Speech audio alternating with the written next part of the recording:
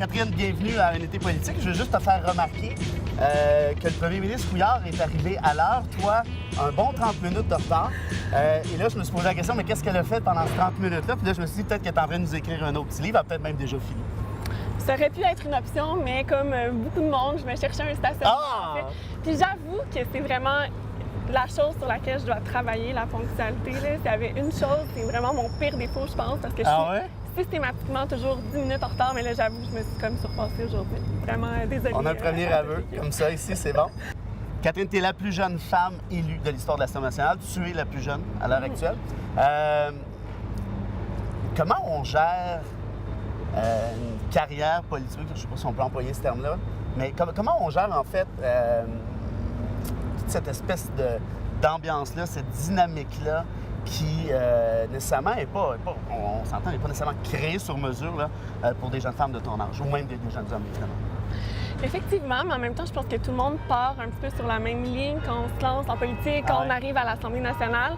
Sincèrement, je pense qu'il n'y a absolument rien qui prépare pour ça. C'est un univers qui est complètement différent de toutes les autres sphères professionnelles. Donc, en ce sens-là, c'est sûr que moi, bon, comme jeune femme, il n'y a pas beaucoup d'autres personnes de mon âge avec moi, mais j'ai pas vraiment senti de différence parce que je me suis toujours bien entendue avec tout le monde, peu importe l'âge. Moi, c'est pas un facteur auquel je m'arrête. Puis en plus, sincèrement, les députés m'ont accueilli à bras ouverts. Peu importe le parti politique, que ce soit évidemment au sein de mon caucus, mais sincèrement, les députés des autres partis politiques aussi ont été très nombreux là, à m'encourager tout au fil de mon mandat, puis à me supporter, puis à me donner des conseils. T'sais, des fois, on pense que la politique, tout le monde est dans son coin, dans son parti, puis que personne ne se parle. C'est sûr que des fois, il y a des tensions, mais sincèrement, on peut développer des bons liens avec tous les parlementaires. L'indépendance.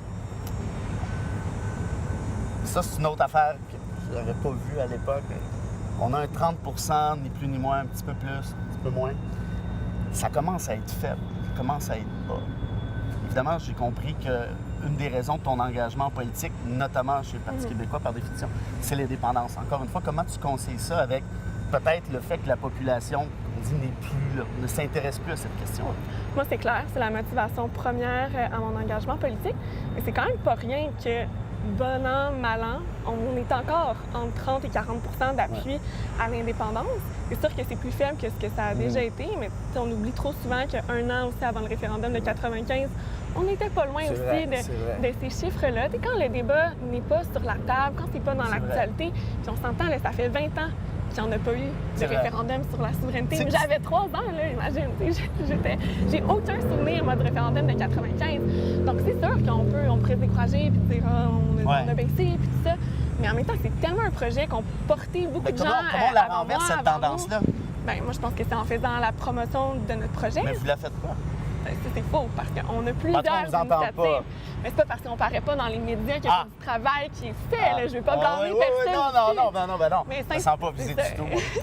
Écoute, par exemple, moi, à chaque fois que je faisais une conférence dans un cégep, dans une université, c'est clair que j'abordais cette question-là parce que j'expliquais aux jeunes pourquoi moi, j'avais décidé de m'engager. Puis l'engagement, c'est pas quelque chose qui se fait comme ça au hasard. Puis je te dis que ton chef a gagné en partie sa chefferie. Je pense pas juste à cause de ça, malheureusement, mais en partie sa chefferie en disant l'indépendance, l'option d'indépendance, on la met sur la glace pour le premier mandat, parce qu'autrement, on va se faire avoir, les libéraux vont nous coincer avec ça.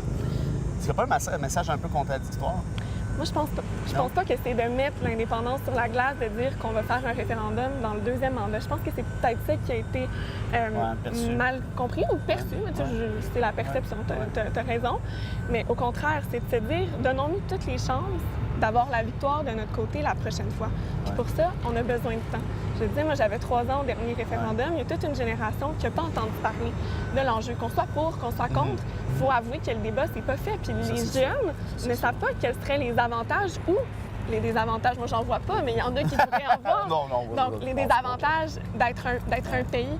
Donc, de faire ce débat-là, d'amener cette question-là, d'aller justement faire la tournée un peu comme je l'ai fait, mais à plus grande échelle, d'aller parler aux gens, d'entendre leurs préoccupations, puis de dire, nous, quelle est notre vision d'un Québec souverain, eux, comment ils perçoivent ça aussi, puis d'impliquer les citoyens dans le débat. C'est un travail, veux pas, qui est de longue haleine. T'as pas l'impression de vider l'océan à petite cuillère à soupe, là?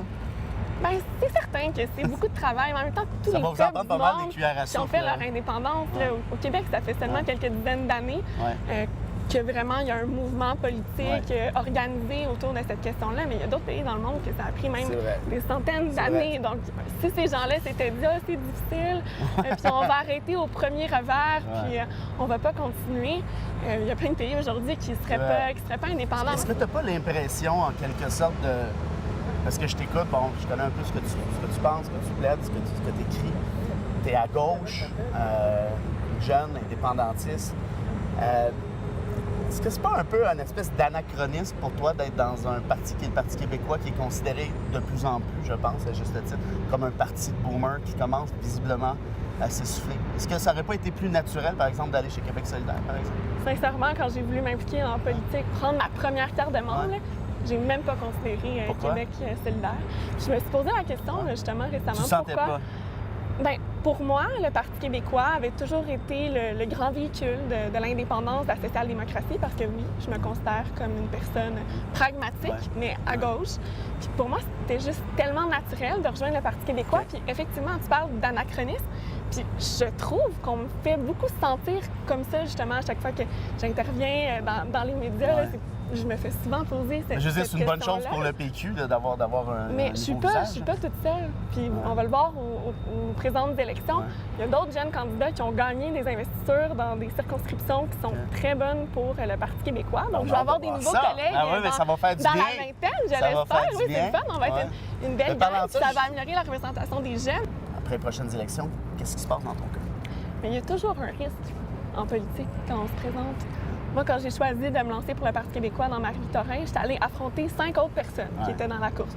Je prenais le risque de me dire, bien, je vais investir 3 mois de ma vie à temps plein pour finalement peut-être perdre puis devoir faire autre chose. Moi, c'est jamais quelque chose qui m'a inquiétée dans la vie. C'est peut-être quétaine, mais moi, je suis mon cœur et je pense vraiment faire pour les bonnes raisons. Puis moi, je vais donner tout ce que j'ai à donner. Écoute, je te souhaite la meilleure des chances. Je pense qu'on a besoin de jeunes individus, intello, pragmatiques, qui sont engagés comme toi. Je pense que ça prend quand même un certain courage. Et puis j'ai hâte de voir ce qui va advenir, évidemment, de ta carrière politique, du Parti québécois. Je pense que ça fait du bien, et je le dis en toute sincérité, au PQ, d'avoir un peu un vent de fraîcheur, un espèce de retour aux valeurs progressistes. Alors, bravo et continue de les défendre. Je pense que le Québec en a bien besoin. Merci, bisous. C'est compté pour moi. Salut.